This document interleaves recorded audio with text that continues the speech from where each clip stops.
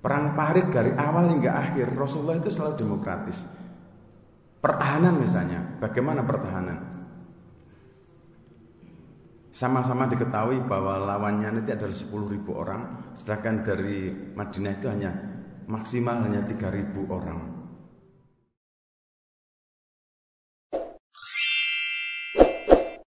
Bismillah.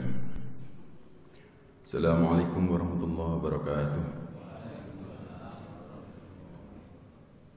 Alhamdulillahirabbil alamin wa bihi nasta'in ala umuri dunya waddin.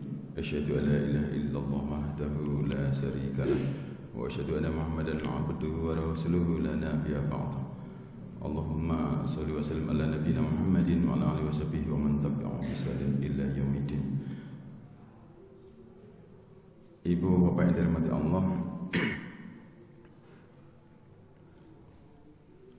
alhamdulillah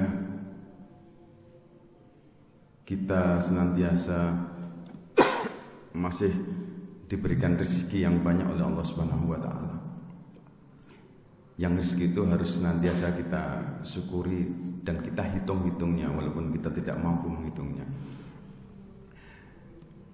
Ibu bapak yang dirahmati Allah, sistem pemerintahan kita yang dipilih itu adalah sistem pemerintahan yang demokratis. Dan demokratis ini yang sering dipermasalahkan di sebagian banyak orang, terutama di sosial media. Kenapa menjadi timbul polemik? Karena banyak yang mempermasalahkan, tapi mereka tidak tahu duduk persoalannya. Permasalahan itu harus diawali dengan definisi yang jelas. Kalau definisi saja tidak jelas, maka persoalan semakin rumit dan masalah semakin tidak kunjung selesai. Sistem pemerintahan yang kita pilih adalah sistem pemerintahan yang dicetuskan oleh Montesquieu dari Prancis yang lahir tahun 1689. Jadi Montesquieu ini menuliskan Trias Politica sekitar 1700-an ya. Yang isinya adalah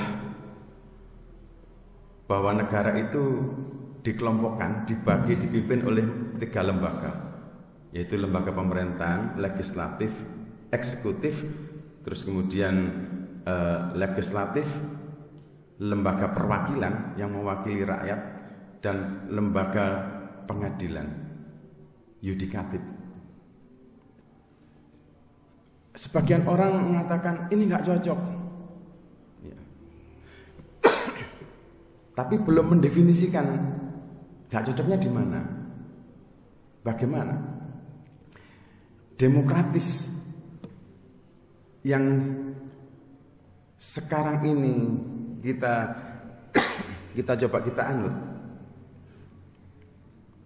Itu intinya adalah kalau di Indonesia itu adalah musyawarah.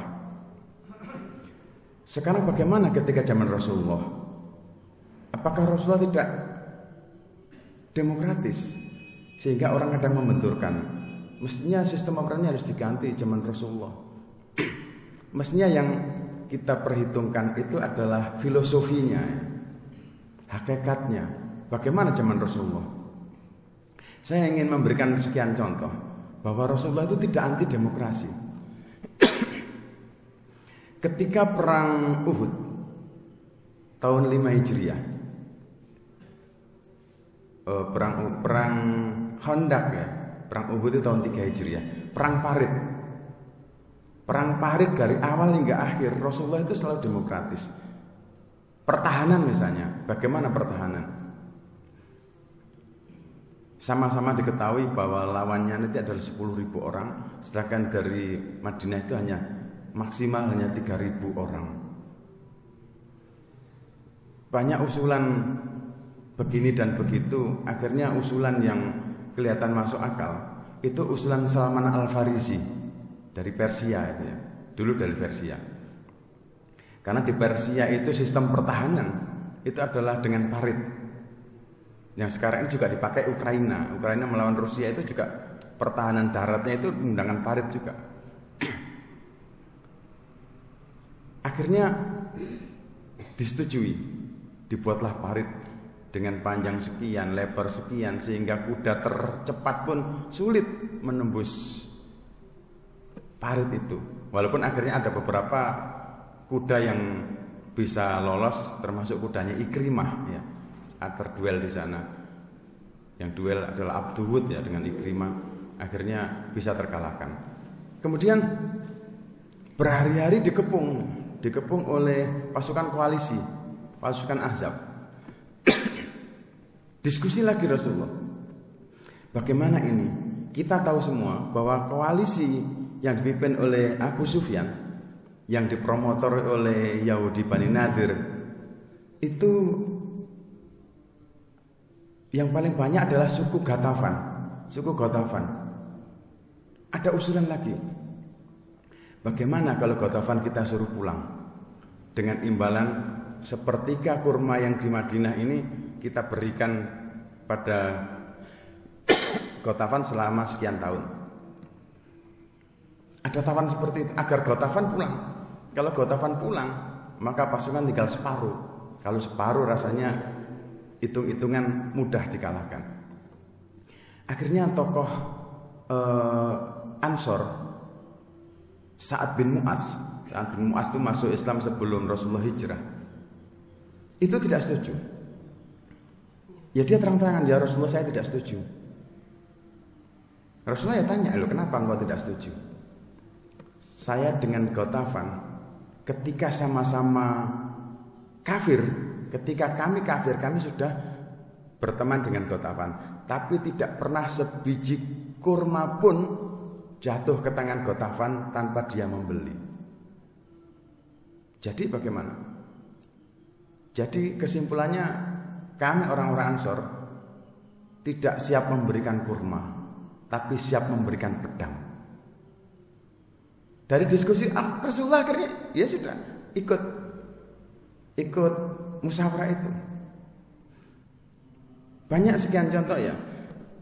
Termasuk perang Uhud yang akhirnya kalah. Itu bukan juga dalam pertahanan diskusi Rasulullah. Bagaimana pertahanan ini? Lawan kita sekian, kita jumlahnya sekian, 3.000 lawan 700. Bagaimana kalau Rasulullah mengusurkan, bagaimana kalau pertahanan kita pertahanan kota? Akhirnya kita biarkan Quraisy masuk. Akhirnya Hamzah, sahabat-sahabat senior tidak setuju. Ya Rasulullah, nanti kalau mereka masuk tambah bahaya kalau kita kalah, habis ini orang-orang ini. Padahal Medan itu kan dikuasai oleh orang-orang penduduk setempat. Akhirnya Rasulullah, ya sudah, kita keluar. Setelah Rasul keluar, sahabat-sahabat itu menghentikan Rasulullah, ya Rasulullah, kita manut saja pada engkau ya Rasulullah, kita bertahan saja. Enggak, saya sudah pakai baju perang, kita harus berangkat. Walaupun akhirnya kalah pun bukan karena keluar, tapi karena pertahanan yang tidak manut, pertahanannya itu tidak sesuai. Artinya apa? Jadi demokratis itu zaman Rasulullah sudah ada, zaman sahabat pun begitu.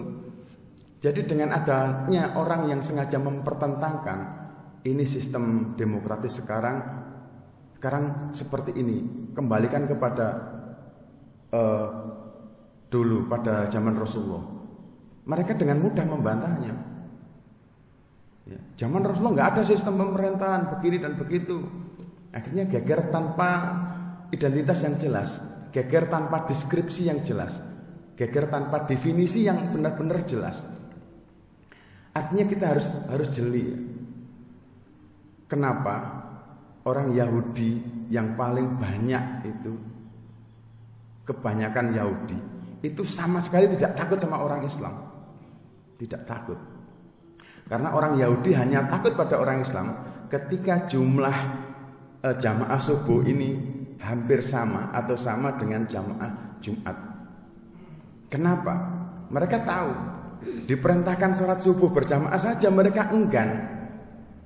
Yang pahalanya begitu banyak, mereka tahu orang Yahudi itu. Apalagi diperintahkan jihad ekonomi, jihad politik, jihad sebagainya, pasti sulit. Ini Bapak yang dirahmati Allah. Kesimpulannya adalah tidak ada yang salah dalam sistem pemerintahan Rasulullah dan sahabat. Memang yang zaman sahabat itu yang paling banyak menyempurnakan pemerintahan itu kan zaman Umar bin Khattab. Zaman Rasulullah tidak ada yang digaji. Guru ngaji tidak digaji, ulama tidak digaji. Digaji itu zaman Umar bin Khattab. Itu hanya sistem saja. Jadi memang Rasulullah juga tidak mencampuri sistem yang untuk di dunia tidak mencampuri. Artinya apa? Kalau kita benar-benar berpikir apa filosofinya, apa maksudnya, apa hakikatnya, dan kita kembalikan pada agama, saya rasa tidak ada benturan. Dengan sistem pemerintahan yang di sini pun saya rasa tidak ada benturan. Asal agama pun juga dibawa. Misalnya dalam soal memilih pemimpin, memang ada yang sangat tidak adil adalah one man one vote. Jadi orang setengah gila asal punya hak pilih dengan kiai besar itu kedudukannya sama di dalam TPS. Itu tidak adil memang. Tokoh yang ulama terbesar pun kedudukannya sama dengan siapapun orang yang punya hak pilih, apapun kelakuannya. Memang di situ tidak adanya di situ saja menurut saya. Jadi menurut saya yang perlu diperbaiki adalah definisi, filosofi kita kuatkan. Apa maksudnya? Karena dalam Islam sudah jelas cara memilih pemimpin seperti ini, seperti ini. Dengan sistem yang sudah dijalankan, sepakati sudah. Kita bisa mengantisipasi. Sistemnya ini trias politika, ada yudikatif, ada dan seterusnya. Terutama di eksekutif, bagaimana pemilihan eksekutif dan seterusnya. Bagaimana legislatif yang kadang-kadang tidak mewakili konstituen, yaitu kan hanya soal memang akhlak saja, yaitu dan itu memang semakin mendekati kiamat akhlak manusia memang semakin tidak baik. Ibu baik dirahmati Allah, kita yang paling ditakuti oleh musuh-musuh Islam itu adalah kalau kita bersatu. Kalau kita melawan secara sporadis gampang dimusnahkan. HTI sudah gugur, FPI sudah gugur. Setelah ini mana lagi yang akan digugurkan dalam quote and quote, dalam tanda petik, karena tidak bersatu dan cenderung pada politik identitas, ya, pada politik identitas. Sudah ada masing-masing cenderung ini loh kelompokku, ini kelompokku. Bukan ini Islam. Walaupun ada yang mengatakan ini Islam, tapi hakikatnya juga kamu mewakili kelompokmu. Itu dibaca oleh musuh-musuh Islam. Ibu baik dari mati Allah, kesimpulan terakhir adalah kita harus melek politik, melek histori, tahu sejarah, tahu politik, dan kita harus bijak mensikapi, karena bisa jadi kalau kita salah mengambil sikap, kita akan mengalami kehancuran sebelum perjuangan dimulai. Semoga bermanfaat. Assalamualaikum warahmatullahi wabarakatuh.